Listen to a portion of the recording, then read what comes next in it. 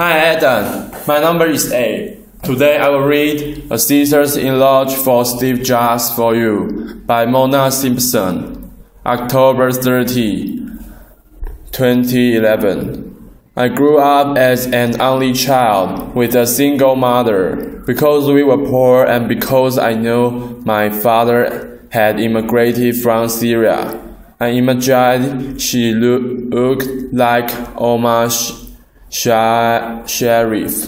I hope he will be rich and kind and will come into our lives and our not yet furnished apartment and help us. Later, after I'd met my father, I tried to believe he'd changed his number and left no forwarding address because he was an idealistic revolutionary, plotting a new world for the Arab people. Even as a feminist, my whole life I'd been waiting for a man to love, who could love me.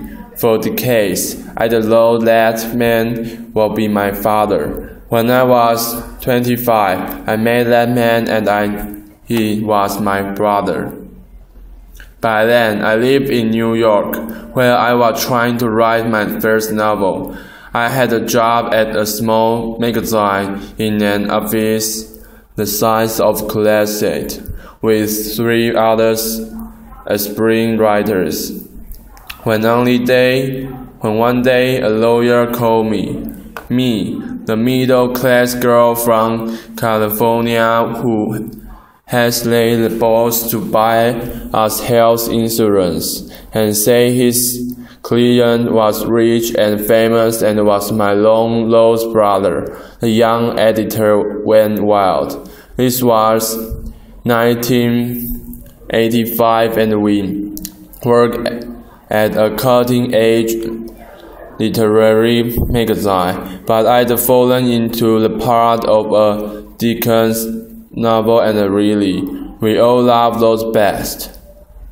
The lawyer refused to tell me my brother's name, and my colleague girls started a betting pool. The leading candidate, John Travolta. I secretly hoped for a literary descendant of Henry James, someone more talented than I, someone brilliant without even trying. When I met Steve, he was a guy my age in jeans, Arab or Jewish, looking and handsomer than Omar Sharif. We took a long walk. Something happened that we both like to do. I don't remember much of what we said that first day, only that it felt like someone I'd picked to be a friend. He explained that he worked in computers. I didn't know much about computers. I still work on a manual Olivetti typewriter. I told Steve I'd recently considered my first purchase of a computer, something called a Chromenco. Steve told me it was a good thing I'd waited. He said he was making something that was going to be insanely beautiful. I want to tell you a few things I learned from Steve during 3 distinct periods over the 27 years I know him. They are not periods of years, but of stage of being. His full life, his youngness, his dying. Steve worked at what he loved. He worked really hard every day. That is incredibly simple but true. He was the opposite of absent-minded. He was never embarrassed about working hard, even if the results were failures. If someone as smart as Steve wasn't ashamed to admit trying, maybe I didn't have to be. When he got kicked out of Apple, things were painful. He told me about a dinner at which 500 Silicon Valley leaders made the land. sitting president. Steve hadn't been invited. He was hurt, but he still went to work at Next every single day. Novelty was not Steve's highest value. Beauty was. For an innovator, Steve was remarkably loyal. If he loved a shirt, he'd order 10 or 100 of them. In the Palo Alto house, there are probably enough black cotton turtlenecks for everyone in this church. He didn't favor trends or gimmicks. He liked people his own age. His philosophy of aesthetics reminds me of a quote that went something like this: "Fashion is what seems beautiful now but looks ugly later. Art can be ugly at first, but it becomes beautiful later." Steve always aspired to make beautiful later. He was willing to be misunderstood. When invited to the ball, he drove the third or fourth iteration of his then black sports car to Ness, where he and his team were quickly inventing the platform on which Tim Berners-Lee will write the program for the World Wide Web. Steve was like a girl in the amount of time he spent talking about love. Love was his supreme virtue, his god of gods. He tracked and worried about the romantic lives of the people working with him. Whenever he saw a man he loved a woman might find dashing, he called out, "Hey, are you single? Do you wanna come to dinner with my sister?" I remember when he found the day he met Lauren. There's this beautiful woman and he's really smart and she has this dog and I am going to marry her. When Reed was born, he began gushing and never stopped it. He was a physical dad with each of his children. He fretted over Lisa's boyfriends and Erin's travel and skirt lengths and even safety around the horses she adored. None of us who attended Reed's graduation party will ever forget this scene of Reed and Steve slow dancing. His abiding love for Lauren sustained him. He believed that love happened all the time, everywhere. In that most important way, Steve was never ironic, never cynical, never pessimistic. I tried to learn from that still. Steve had succeeded at a young age and he felt that had isolated him.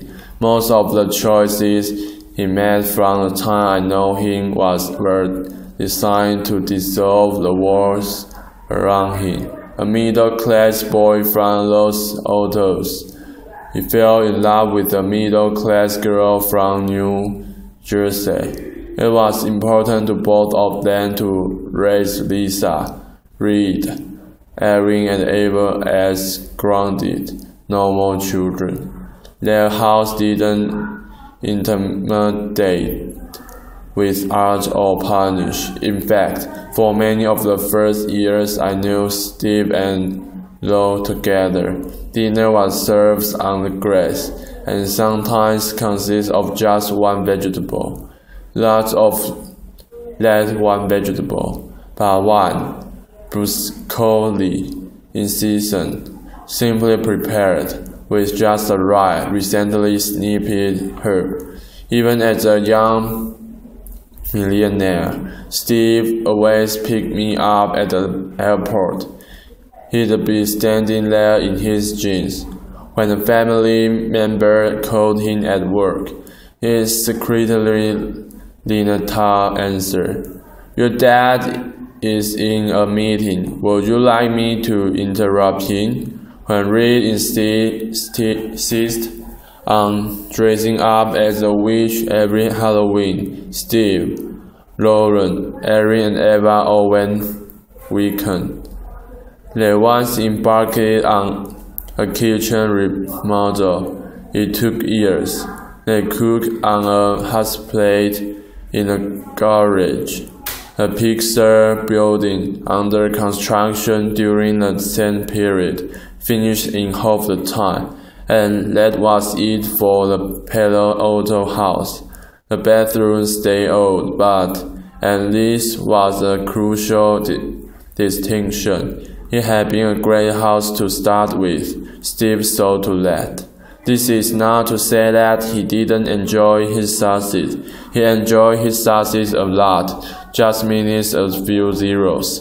He told me how much he loved going to the Palo Alto bike store and gleefully realizing he could afford to buy the best bike there. And he did. Steve was humble. Steve liked to keep learning. Once, he told me if he'd grown up differently, he might have become a mathematician. He spoke reverently about college and loved walking around the Stanford campus.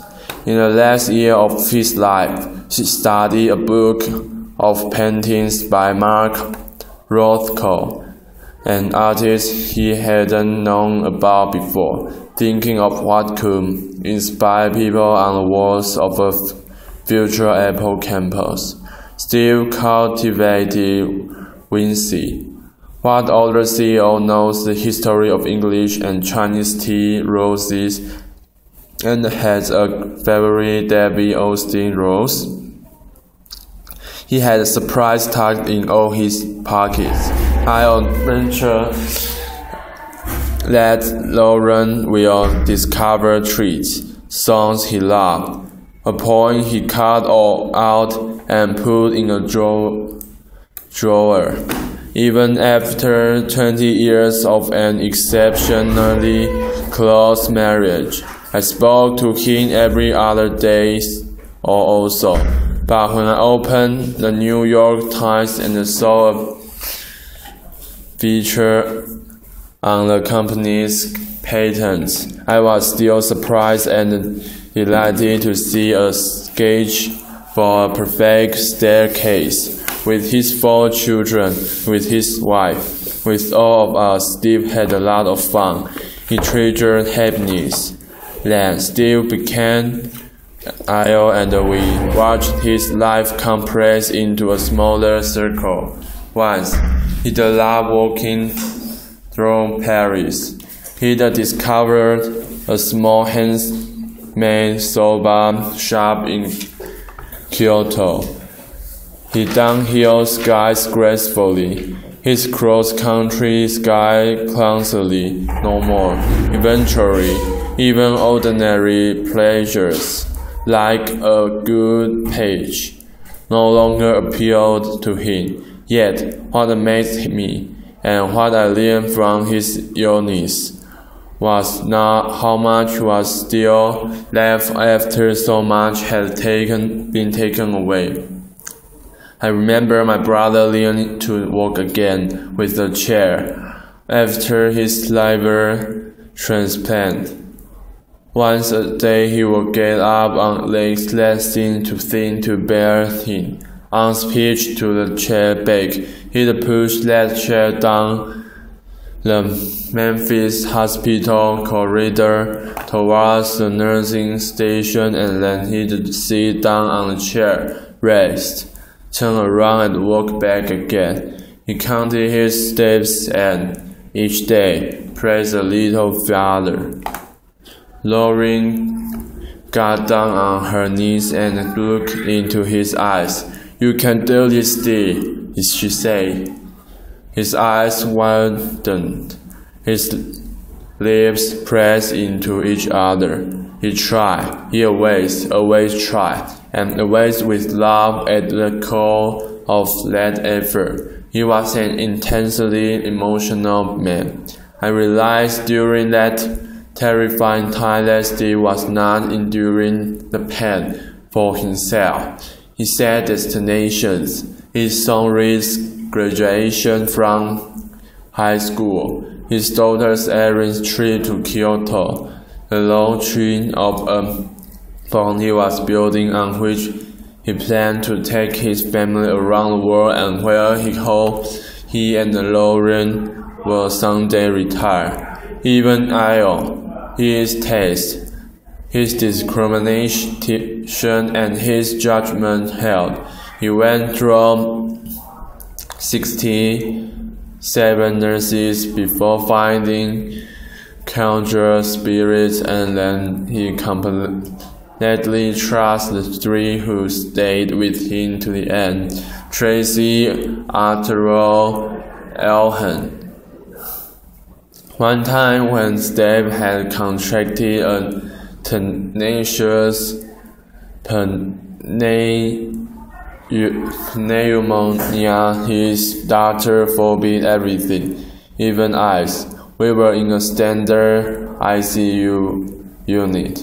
Steve, who generally disliked cutting in line or dropping his own name, confessed that this once. He'd like to be treated a little specially. I told him, Steve, this is special treatment. He leaned over to me and said, I want it to be a little more special. Interpreted. When he couldn't talk, he asked for a notepad. He sketched devices to hold an iPad in a hospital bed. He designed new fluid monitors and X-ray equipment. He redrew that not quite special enough hospital unit, and every time his wife walked into the room, I watched his smile remark itself on his face. For the really big things, you have to trust me, he wrote on his sketch pad. He looked up, you have to. By that, he meant that we should disobey that doctors and give in a piece of ice. None of us knows for certain how long we'll be here. On Steve's better days, even in the last year, he embarked upon projects and clear-sighted promises from his friends and able to finish them. Some boat builders in the Netherlands have a gorgeous stainless steel hull ready to be covered with the finished wood. His three daughters remain unmarried. His two youngest still girls, and he doesn't want to walk them down the aisle as he didn't walk me the day of my wedding. We all, in the end, die in medias res, in the middle of a story of many stories. I suppose it's not quite accurate to call the death of someone who lived with cancers for years unexpected, but Steve's death was unexpected for us. What I learned from my brother's death was that character is essential. What it was how he died. Tuesday morning, he called me to ask me to hurry up to Palo Alto. His tone was affectionate, dear, loving, but like someone whose luggage was already strapped onto the vehicle. He was already on the beginning of his journey, even as he was sorry, truly deeply sorry to be leaving us. He started his farewell and I stopped him. I said, wait, I'm coming. I'm in a taxi to the airport. I will be there. I'll tell you now because I'm afraid you won't make it on time, honey. When I arrived, he and his Lauren was joking together like partners. who live and work together every day of their lives. He looked into his children's lives as if he could unlock his gaze, until about 2 in the afternoon. His wife could rouse him to talk to his friends from Apple. Then, after a while, it was clear that he was no longer awake to us. His breathing changed. It became severe, deliberate, purposeful. I could feel him counting his steps again, punishing farther than before. This is what I mean. He was walking at least 2. That didn't happen to Steve. He achieved it. He told me when he was saying goodbye and telling me he was sorry. So sorry we could not be able to be all together as we'd always planned it. That he was going to a better place. Dr. Fisher gave him a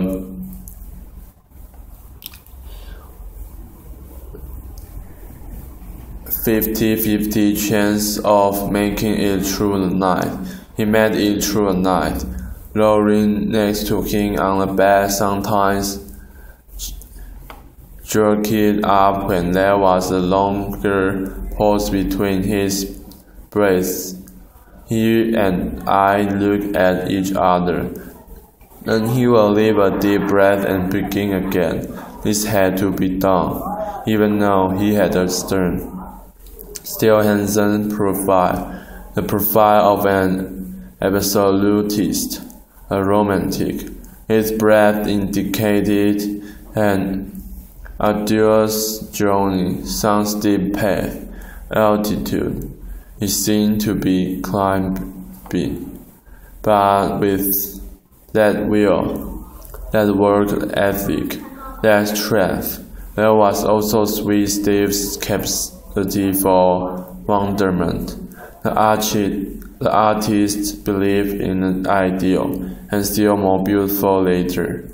Steve's final words, hours earlier, were monosyllables, repeated 3 times. Before embarking, he'd look at his sister Patty, then for a long time at his child, Audrey, then at his life's partner, Lauren, and then over their shoulders past that. Steve's final words there. Oh, whoa, oh, whoa, oh, whoa. Thank you for your listening. I'm Adam. My number is 80341008. Thank you. Bye bye.